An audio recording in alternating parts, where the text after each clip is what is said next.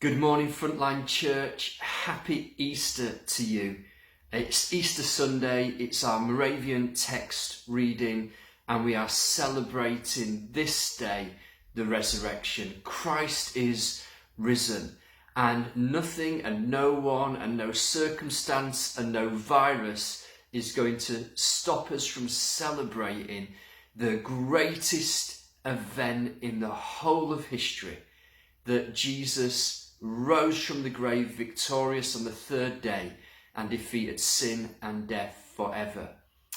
I've picked for our today's Moravian reading Colossians chapter 3 verse 1 to 4 because it complements and contrasts what I want to share later on today in our online gathering.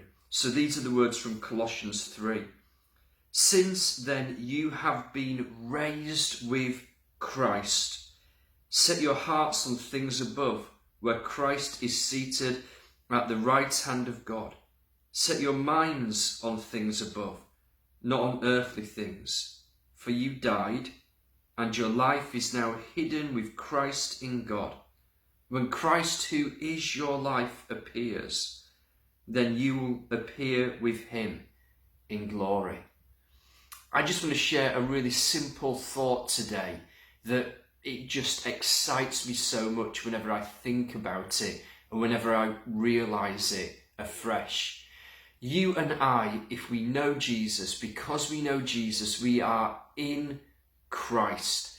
It is a profound mystery that you are hidden in Christ. That means somehow when Christ died on the cross, you died with him in him. But it means also that when Christ was raised, we're not celebrating today a singular event that happened to one person 2,000 years ago.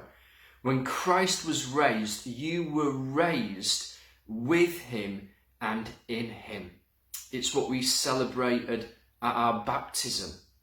Furthermore, now that Christ is seated in heavenly places, the resurrected Jesus is seated in heavenly places. That means that not only have you died in him and been raised in him, but you are seated with him in heavenly places. And as we've just read today, when he returns, when he appears to make all things new, to bring heaven to earth completely and perfectly and eternally, where will you be? You will appear with him in him. And so today we are celebrating not only what happened to Jesus, but also what happened to us. We are resurrection people, and we have resurrection life. That is worth getting excited about today. Join us later for our online gathering.